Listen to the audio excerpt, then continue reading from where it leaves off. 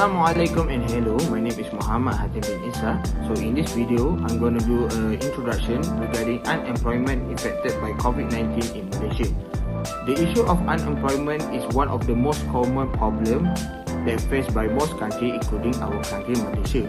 So it has become one of the most economic issue that really worry. The effect of this problem can result in bad effect not only for the individuals, a person, but also its effect to the society, government and the economy. The coronavirus, also known as Covid-19, is a dangerous and infectious disease caused by new coronavirus that was identified by WHO in 2020. So this virus has appeared in Wuhan since 2020. So due to this problem, a lot of countries, all entire world, have made the restricted move order start from March 2020 regarding this disease. So in this country of Malaysia, a large of number of people have become unemployed due to the coronavirus because all people cannot go outside from their house. So a lot of company, organization and other firms decided to reduce the number of employees. So, due to this problem, the unemployment rate in this country has recorded the highest number of the year 2020, which is 5.3%. This is above the normal percentage of unemployment, more than 3%. Even though the number of percentage right now is already fall to 4.3%, but still the number of the percentage right now is really worry because above 3%. Thank you. Assalamualaikum and hi, my name is Zamir bin Azman. So today I want to talk about the new economic problem. So basically, the new economic problem in Malaysia is Covid-19. So the Covid-19 started in China and it's a new virus. And also the first COVID arrived in Malaysia in early February 2020. And most company in Malaysia are also bankrupt and do not get much income because the Malaysian government does not allow people to work in the office to prevent Malaysia from COVID-19 virus. And lastly, the COVID-19 is also the cause of the economy going down and the people also have to make ends meet. So that's it from me. Thank you. Hello, my name is Zulaikha Nur and next I'll be presenting on the data of unemployment during COVID-19 in Malaysia. The diagram shows the data number of quarterly unemployment rate by age in the year of 2018 until 2020.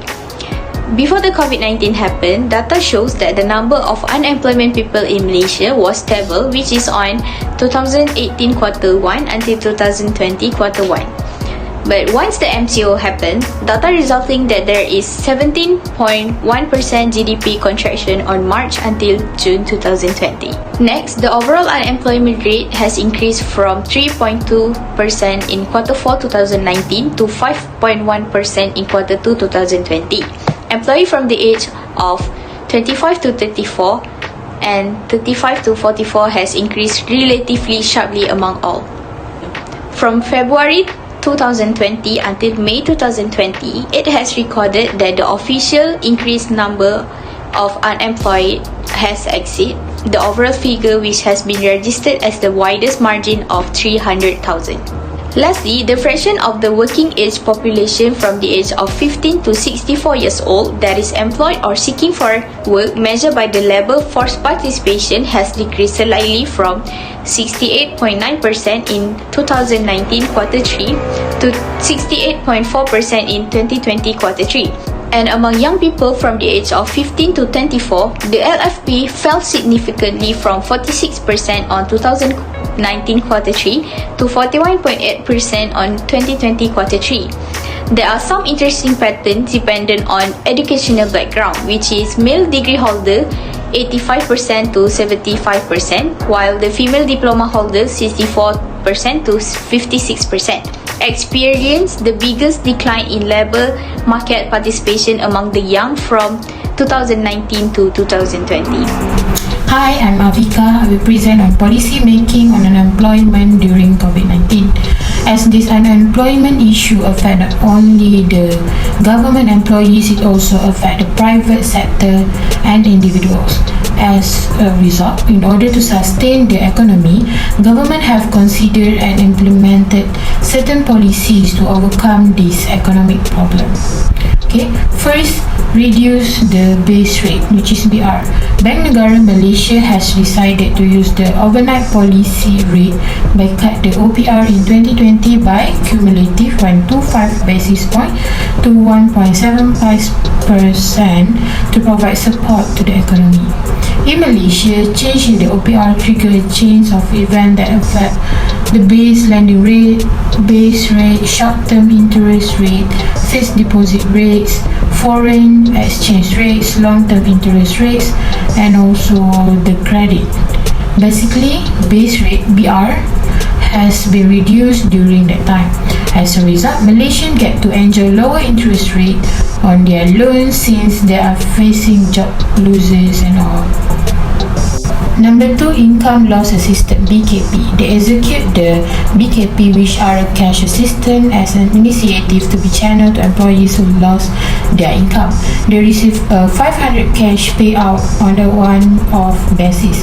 Our Prime Minister says that this financial assistance will stand to benefit nearly 870,000 individuals and will cost up to 434 million.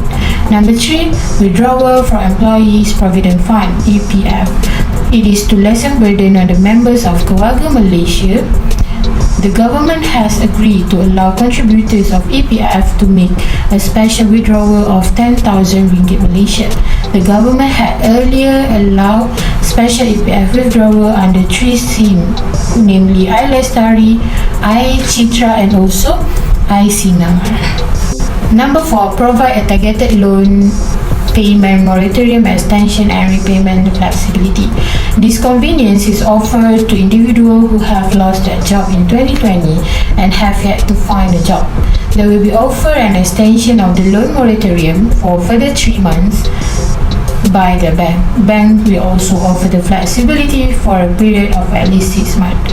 In addition, banks have also committed to provide repayment flexibility. For example, allow temporary interest payment and lengthening the repayment period. Number 5 is another aids for business sector. Among other things implemented by the government is that deferral, exemption, and rental rate relief. Other than that, they offer a targeted aid to a badly affected sector such as sport, tourism, and hospitality, like canteen entrepreneurs, spa, and reflexology, so that they will recover the business, hire new people, and pay salary and all, and grow further. Hi, my name is Nurul Hafiza binti Md Buhari. So now I'm going to do a presentation about the conclusion of our report, which is unemployment, policy making of unemployment due to COVID-19. Yeah, if you remember about our last COVID-19, of course, right? Okay, so without wasting our time, I'm going to explain about the policy making. So, policy making are taken by the government. And next, the unemployment rate is critical indicator of economic performance.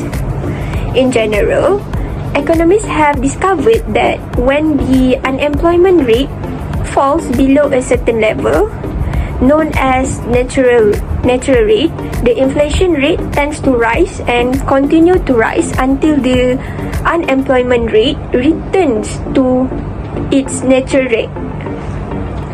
So when the unemployment rate rises above the natural rate, the inflation rate tends to slow down.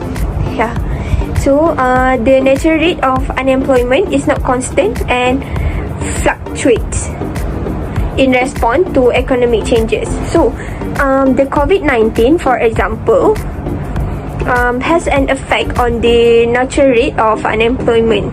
So to break the chain of COVID-19, Malaysian government imposed a movement control order, which is all we call as MCO. You remember, right? MCO back then. So many of people already lose their job due to COVID-19.